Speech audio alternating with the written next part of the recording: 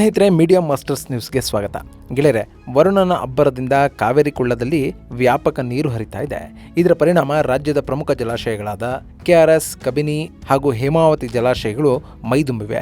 ಕಾವೇರಿ ನದಿಯ ಉಪನದಿಯಾದ ಹೇಮಾವತಿ 2 ವರ್ಷಗಳ ನಂತರ ಈ ಬಾರಿ ತುಂಬಿ ತುಳುಕ್ತಾ ಇದ್ದಾಳೆ. ಈಗಾಗಲೇ ಡ್ಯಾಂನಿಂದ ಭಾರಿ ಪ್ರಮಾಣದಲ್ಲಿ ನೀರನ್ನು ಹರಿಬಿಡ್ತಾ ಇದ್ದು, ಆ ನೀರು ಕೆಆರ್ಎಸ್ ನ ಮುಟ್ತಾ ಇದೆ. ಅಲ್ಲಿಂದ ಮುಂದೆ ಅದು ತಮಿಳುನಾಡನ್ನು ಕೂಡ ಸೇರ್ತಾ ಇದೆ. ಹಾಸನ, ಮಂಡ್ಯ ಹಾಗೂ ತುಮಕೂರು ಜಿಲ್ಲೆಗಳ ರೈತರ ಜೀವನಾಡಿಯಾಗಿರುವ ಹೇಮಾವತಿ ನದಿಯ ಬಗ್ಗೆ, ಅದಕ್ಕೆ ನಿರ್ಮಿಸಿರುವ ಅಣೆಕಟ್ಟಿನ ಬಗ್ಗೆ ಒಂದಷ್ಟು ಮಾಹಿತಿಯನ್ನ ನಾವಿಲ್ಲಿ ನೋಡೋಣ.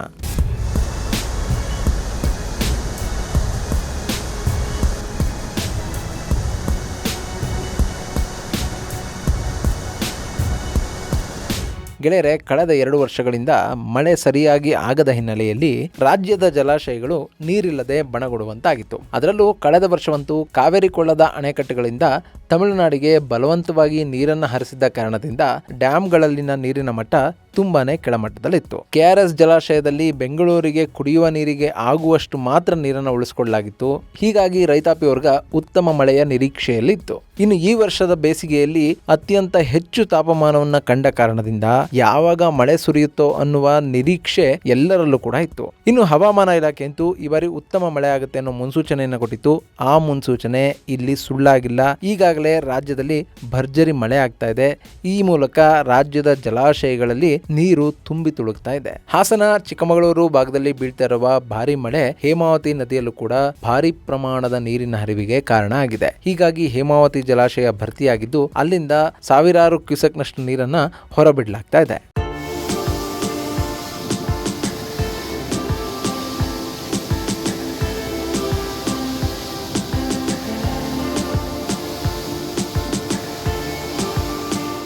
ಗೆಳೆಯರೆ, ಇಲ್ಲಿ ಹೇಮಾವತಿ ಜಲಾಶಯದ ಬಗ್ಗೆ ನೋಡೋದಾದ್ರೆ, ಕಾವೇರಿ ನದಿಯ ಉಪನದಿಯಾಗಿರುವ ಈ ಹೇಮಾವತಿಗೆ ಹಾಸನ ಜಿಲ್ಲೆಯ ಗೊರೂರು ಬಳಿ ಅಣೆಕಟ್ಟನ್ನ ನಿರ್ಮಿಸಲಾಗಿದೆ. ಹೀಗಾಗಿ ಈ ಜಲಾಶಯವನ್ನ ಗೊರೂರು ಡ್ಯಾಮ್ ಅಂತಲೂ ಕರೆಯಲಾಗುತ್ತೆ. ಸದ್ಯ ಜಲಾಶಯದ 6 ಗೇಟ್ಗಳನ್ನು ಓಪನ್ ಮಾಡಿ ನೀರನ್ನ ಹೊರಬಿಡ್ತಾ ಇರೋದು ನಯನ ಮನೋಹರವಾಗಿದೆ.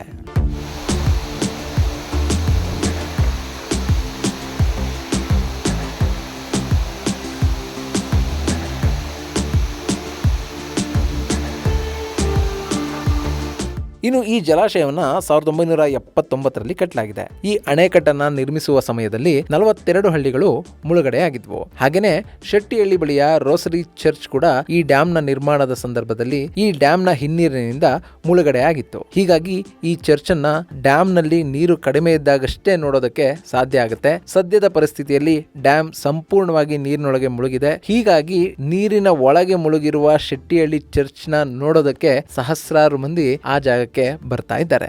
ಸುಮಾರು 2800 ಚದರ ಕಿಲೋಮೀಟರ್ನಷ್ಟು ಅಚ್ಚುಕಟ್ಟು ಪ್ರದೇಶವನ್ನ ಹೊಂದಿರುವ ಈ ಹೇಮಾವತಿ ಜಲಾಶಯದಲ್ಲಿ ಒಟ್ಟು 35.7 TMC ಅಷ್ಟು ನೀರನ್ನ ಸಂಗ್ರಹ ಮಾಡಬಹುದಾಗಿದೆ. ಈ ನೀರನ್ನ ಹಾಸನ, ಮಂಡ್ಯ ಹಾಗೂ ತುಮಕೂರು ಜಿಲ್ಲೆಗೂ ಕೂಡ ಒದಗಿಸಲಾಗ್ತಾ ಇದೆ.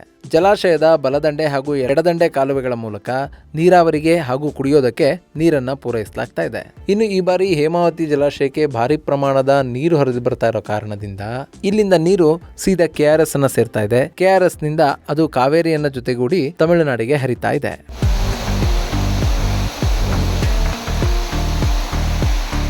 ಗೆಳೆಯರೆ, ಈ ಹೇಮಾವತಿ ನದಿ ಪಶ್ಚಿಮ ಘಟ್ಟಗಳ ಸಾಲಲ್ಲಿರುವ ಚಿಕ್ಕಮಗಳೂರು ಜಿಲ್ಲೆಯ ಮೂಡಿಗೆರೆ ತಾಲೂಕಿನ ಜಾವಳಿ ಅನ್ನೋ ಗ್ರಾಮದಲ್ಲಿ ಉದಯ ಆಗುತ್ತೆ.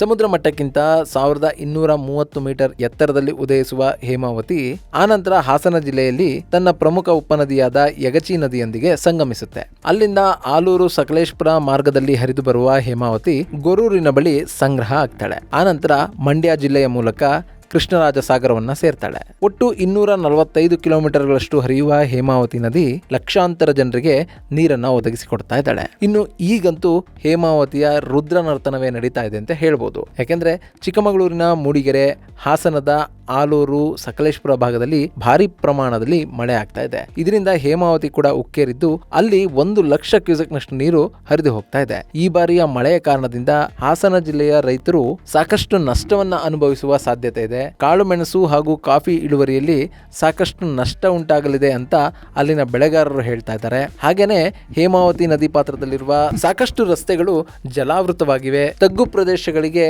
ಹೇಮಾವತಿಯ ನೀರು ನುಗ್ಗಿದೆ. ಹೀಗೆ ಹೇಮಾವತಿ ನದಿ 2 ವರ್ಷಗಳ ನಂತರ ತನ್ನ ರುದ್ರ ರೂಪವನ್ನು ತೋರಿಸ್ತಾ ಹರಿತಾ ಇದ್ದಾಳೆ.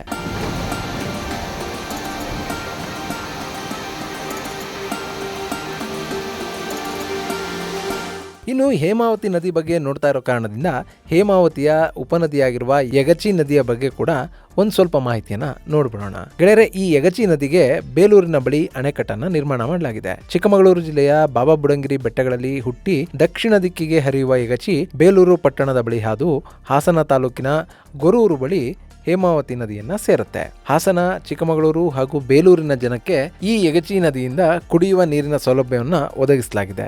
ಈ ಜಲಾಶಯದಲ್ಲಿ 3 TMCಯಷ್ಟು ನೀರನ್ನ ಶೇಖರಣೆ ಮಾಡಬಹುದು. ಈ ಬಾರಿ ಯಗಚಿ ನದಿ ಪಾತ್ರದಲ್ಲೂ ಕೂಡ ಭಾರಿ ಮಳೆ ಆಗ್ತಾ ಇರೋ ಕಾರಣದಿಂದ ಯಗಚಿ ನದಿಯಲ್ಲೂ ಕೂಡ ಉತ್ತಮ ನೀರು ಹರಿದು ಬರ್ತಾ ಇದೆ. ಈ ಕಾರಣದಿಂದ ಹೇಮಾವತಿಯ ಹರಿವು ತುಂಬಾನೇ ಹೆಚ್ಚಾಗಿದೆ.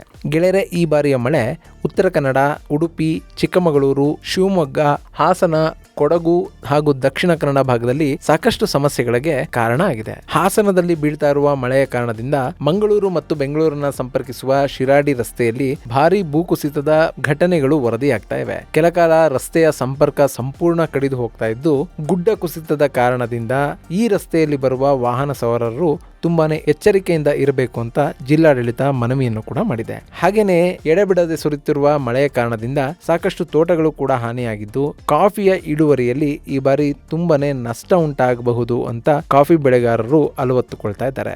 ಒಟ್ಟಿನಲ್ಲಿ 2 ವರ್ಷಗಳಿಂದ ಮಳೆಯ ಪ್ರಮಾಣ ಕಡಿಮೆ ಇದ್ದು ನೀರನ್ನ ನೋಡೋದಕ್ಕೆ ಸಾಧ್ಯ ಆಗ್ತಿಲ್ಲ ಅಂದುಕೊಳ್ತಿದ್ದ ಜನ ಈಗ ಮಳೆ ತುಂಬಾನೇ ಹೆಚ್ಚಾಗಿ ಬಿಟ್ಟಿದೆ ಅಂತ ಮಾತಾಡಿಕೊಳ್ತಾ ಇದ್ದಾರೆ.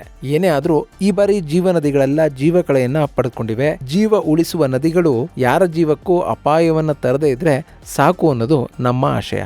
ಇದು ಗೆಳೆಯರೆ ಹೇಮಾವತಿ ನದಿಯ ಬಗ್ಗೆ ಹಾಗೂ ಹೇಮಾವತಿಗೆ ಅಡ್ಡಲಾಗಿ ನಿರ್ಮಿಸಿರುವ ಗೊರೂರು ಅಣೆಕಟ್ಟೆಯ ಬಗ್ಗೆ ಸಂಕ್ಷಿಪ್ತ ಮಾಹಿತಿ. ಮುಂದಿನ ವಿಡಿಯೋದಲ್ಲಿ ಮತ್ತೊಂದು ವಿಶೇಷವನ್ನ ನಿಮ್ಮ ಮುಂದಿಡ್ತೀನಿ.